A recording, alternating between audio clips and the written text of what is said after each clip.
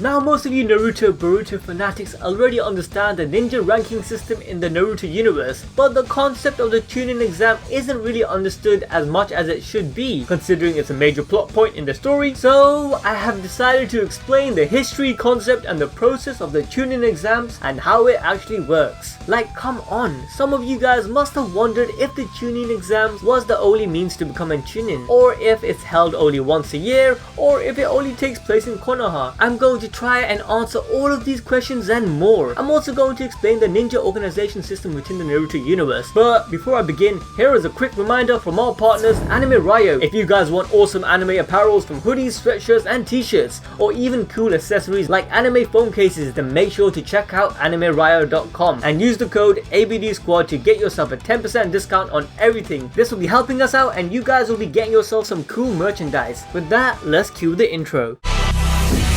You don't neck broke.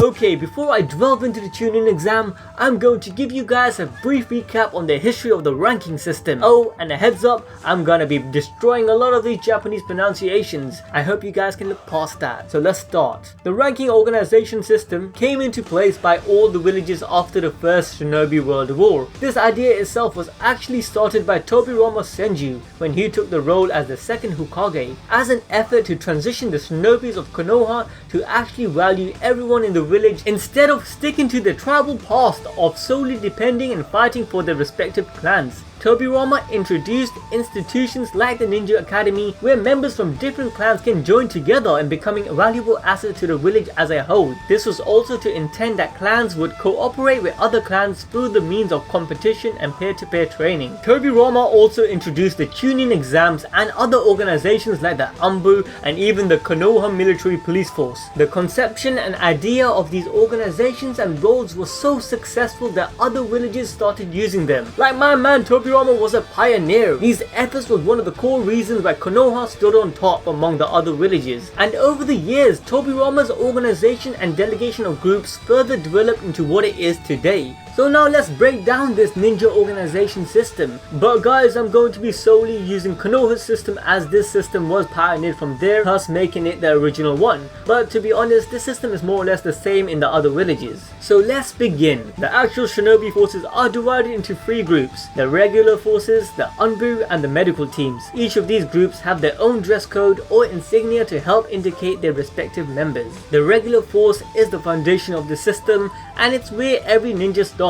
The first point of training is at the academy, where students from a very young age is sent to be prepared as a fully fledged shinobi. The students here aren't actually part of the regular force as of yet, and so they are not given a ninja rank. During the students' time at the academy, they are trained and tested to perform E-rank jutsus, like the clone technique and the transformation technique. They are also trained at other basic fundamentals before becoming a combatant ninja, because remember guys, at one point these kids had to join the fighting force in war regardless if they had graduated or not. War is war and everyone is a potential asset. Now, to graduate from the academy in Konoha, the students were given tests to showcase their abilities to perform a randomly selected E-ranked jutsu. However, in certain cases, exceptions are made for individuals if they show proficiency in other areas, like it was done for Rock Lee. In other villages, the training and tests could be much different, like it was once for Kirigakure, where the students would have to have a death battle to graduate. Now, when a student does graduate from the academy, they get assigned the rank of Genin, literally meaning low ninja. This earns themselves a forehead protector and the privilege to be sent on missions. The missions for Genin are usually risk-free, being a D rank up to C rank at times. However, once again, this can change depending on the situations of Konoha. Like if they are at wartime, mission ranks don't really matter, it's do or die. Now coming back to missions, completing them would earn money for the village and also give the ninja money in their pocket. Now the ranks after Genin has all the same entitlement plus more. The next rank is Chunin, literally meaning middle ninja, where ninjas typically are sent to C rank or B rank missions. But this rank also allows ninjas to apply to certain roles in society like academy teachers and similar. These ninjas are expected to have good leadership skills and tactical abilities and show a higher level of maturity than Genins. I'll be explaining more about how to become a Chunin in a bit, so stay tuned. Always lying to Now the next rank is Jounin, literally meaning, you guessed it, high ninja. Listen, I don't come up with these names, okay? Low, middle, high, what did you guys expect, huh? Well, in Japanese they do sound pretty badass. Well, at least to me, a non-Japanese speaker, it does. Now, Jounins are ninjas who are very experienced and highly skilled. This level of skills is much beyond the Chunin, and usually they are typically able to use at least 2 types of elemental chakra. Jounins are also the ones who are sent to an A rank to S rank missions, and at times they are even sent on solo missions. In war, they would be assigned the role as military captains. That's how badass they are. Now, as the rank difference between Jounins and Chunins is quite big, there is a rank in between them called Tokubetsu Jounin, meaning special high class ninja. A shorthand for that is called Tokujo. This rank is assigned to those ninjas who don't have all-rounded Jounin ability. Instead, they show skills in one certain expertise, but lacking other requirements to become full Jounin. Examples of couple of Tokujos are Ibisu, who excels in training Genins for the Chunin exams, and then there is Ibiki, who is an expert in interrogation. Now, there isn't any specific role higher than Jounin, but Kage would typically be considered the next step. However, Kage is only assigned to one individual, so I'm not going to suggest it's an actual rank.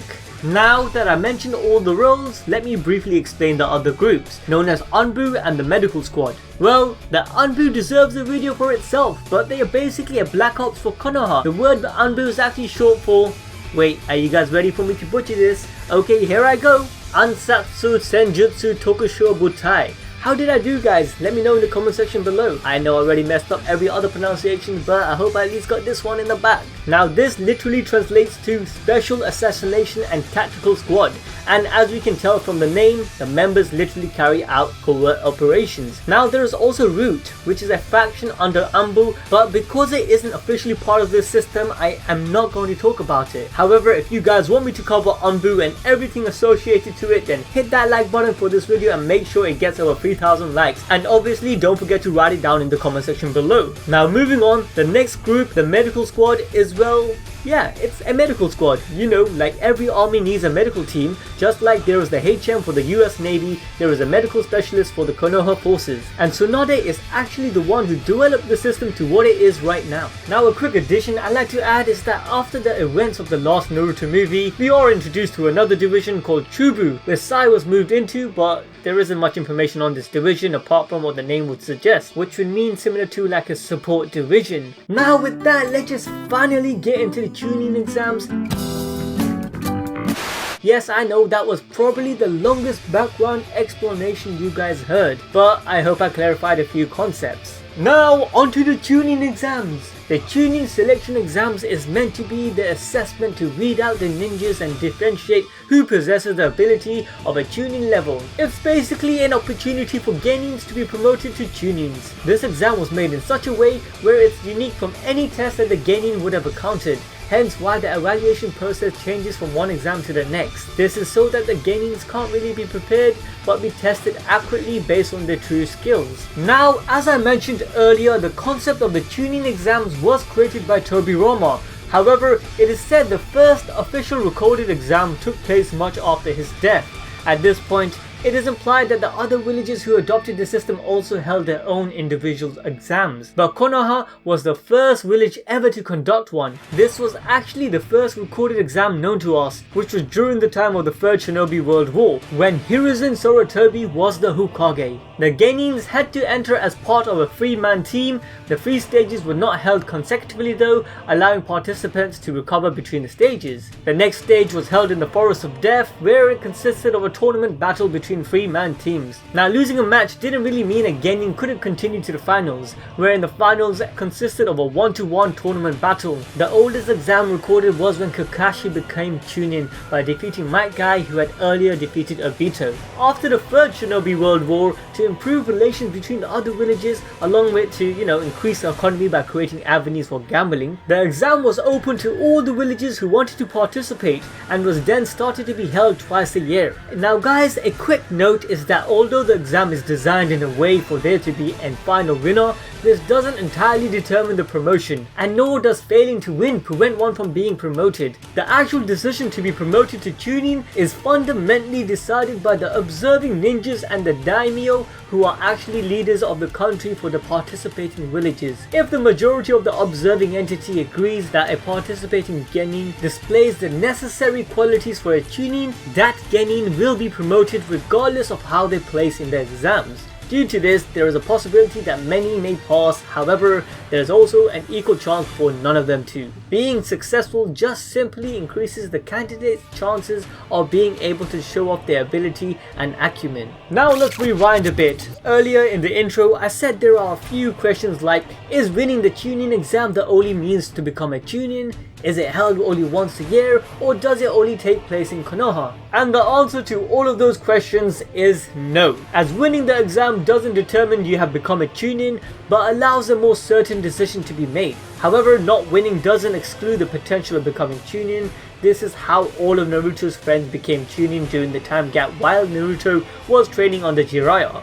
The real goal isn't to win, but it's to demonstrate ability, and according to the first data book, a Chunin can also be selected or appointed directly, so the exam isn't the only method to become a Chunin. Now obviously to the next question of if it's only held once a year. Well, as I explained earlier, it's actually held twice a year, which was also mentioned by Kabuto earlier in the series. And to the next question of if it only takes place in Konoha, again, no. This was shown to us in the anime when Konoha and Suno hosted their joint Chunin exams during the time gap between part 1 and 2. The first half of the exam took place in Konoha and was conducted by Shikamaru, and the second part to the exam took place in Suno's Demon Desert, which was conducted by Temari. And after the 4th Shinobi War, all 5 great shinobi countries for the first time co-sponsored the Chunin exams. This exam had villages from all 5 nations along with Genins from other villages like the Hidden Rain village and the Grass village. So I hope I answered all of your questions about the Chunin exams.